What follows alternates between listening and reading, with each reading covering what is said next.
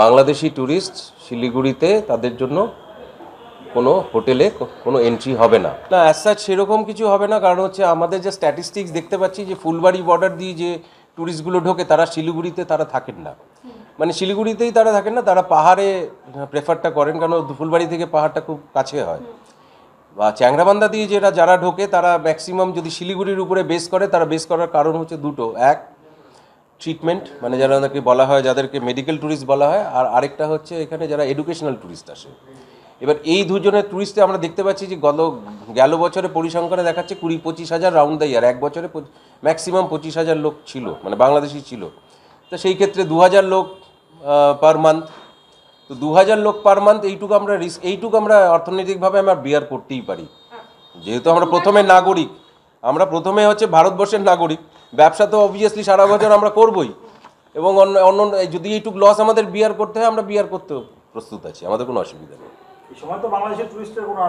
না, এই অগস্ট মাসের পর থেকে আর কোনো রকম সেরকম নেই, হয়তো যেটা আগে 2000 ছিল সেটা নেমে 300-400-তে এসছে, মানে মাসে, তাও সেইভাবে নেই। অ্যাসোসিয়েশনের পক্ষ থেকে আমি যুগ্ম সচিব উজ্জ্বল ঘোষ, আমার প্রেসিডেন্ট রাজীব দাস এবং বাকি যারা আছে তারা সবাই এক্সিকিউটিভ কমিটি মেম্বার্স অ্যাসোসিয়েশনের। আপনাদের সবাইকে স্বাগত। প্রথমত বলি যে আমাদের মালদা অ্যাসোসিয়েশন থেকে একটা ডিরেক্টিভ বা বিজ্ঞপ্তি ওনারা দিয়েছিলেন, এবং তারপর থেকে আমাদের মধ্যেও চিন্তাভাবনার মধ্যে ছিল যে বাংলাদেশি ট্যুরিস্ট নিয়ে আমরা কি চিন্তাভাবনা করছি। ইতিমধ্যেই দেখা গেছে যে শিলিগুড়ির একটা সংগঠন আমাদেরকে একটা ডেপুটেশন বা স্মারকলিপি দিয়েছিল।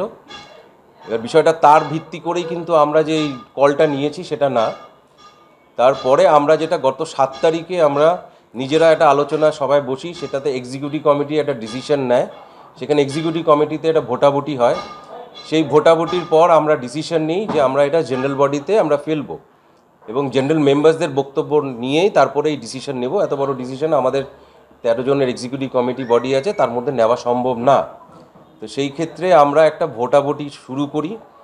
জেনারেল বডি মিটিং ইমিডিয়েট বেসিসে আমাদের করা সম্ভব ছিল না, সেই জন্য আমরা বৈদ্যুতিক মাধ্যমে হোয়াটসঅ্যাপের গ্রুপের মাধ্যমে আমরা তার রেজাল্টসগুলো নেই, এবং কালকে সেটা বিকেল 7টা অবধি টাইম দেওয়া ছিল প্রত্যেকটা হোটেলকে, যে তারা যাতে তাদের ভোটটা ওখানে দেয়, তারা বাংলাদেশি ট্যুরিস্ট রাখার পক্ষে না বিপক্ষে।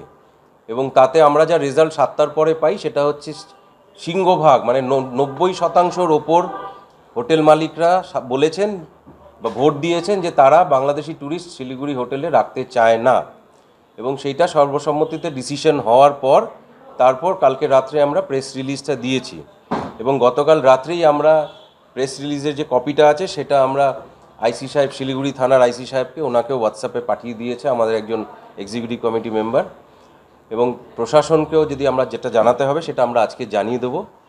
তো আমরা কোনো বাংলাদেশি ট্যুরিস্ট রাখছি না, এটাই ডিসিশন হয়েছে।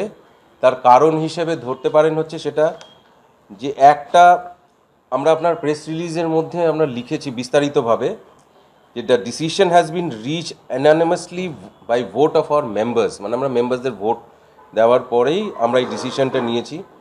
একটা হচ্ছে মেইন ইস্যুস যেটা রয়েছে শিলিগুড়িতে, বা শিলিগুড়ির একটা সেন্টিমেন্টসের ইস্যু রয়েছে আমাদের হোটেলিয়ার্সদের মধ্যে, এবং প্রধানত সেই সেন্টিমেন্টটা গ্রো করেছে হচ্ছে ভারতবর্ষের পতাকাকে যেভাবে বাংলাদেশে অসম্মান করা হয়েছে, ডিসরেসপেক্টিং অফ ইন্ডিয়ান ফ্ল্যাগ, সেই সেন্টিমেন্টটা আমাদের হোটেলিয়ার্সরা কেউই মেনে নেয়নি, এবং তারা বিস্তারিত কমেন্ট করেছে যে এই জিনিস আমরা মানতে পারছি না, সেই জন্যই প্রধান কারণ। এবং তাছাড়া আমরা বিভিন্ন media, social media, print media এবং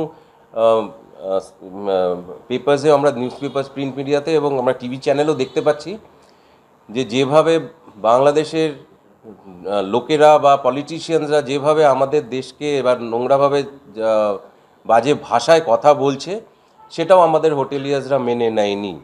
সেই কারণে আমরা বাংলাদেশি কোনো ট্যুরিস্টকে আমাদের শিলিগুড়ি শহরের কোনো হোটেলে জায়গা দেব না, সেইটাই আমরা ডিসিশন হয়েছে, সেটা আপনাদেরকে আমরা জানিয়ে দিলাম। কতদিন পর্যন্ত এইটা টিল ফার্দার নোটিস, আমরা এটা মনিটর করব যে সিচুয়েশন কী দাঁড়ায়। তার সঙ্গে আমরা এটাও জানাতে চাই আপনাদের মাধ্যমে, সেটা হচ্ছে যে প্রশাসন যদি মনে করে যে প্রশাসনের কোনো নিজস্ব ডিরেক্টিভ থাকবে বা দেবে, তো সেই ক্ষেত্রে প্রশাসনের ডিরেক্টিভ আমরা মেনেই চালাবো। নন কোঅপারেশন কি সলিউশন বলে মনে হচ্ছে আপনার? সেটা সলিউশনস তো অ্যাজ সাচ এরকম করে আমাদের হাতে নেই, কিন্তু আমরা পলিসি মেকিং বডিতে থাকি না, কিন্তু সলিউশন আমাদের সেন্টিমেন্টে আঘাত লেগেছে বলে এই জায়গাটা আমাদের নিতে বাধ্য হয়েছে। হোটেলিয়ার্সরা এই বক্তব্যটাই রেখেছে।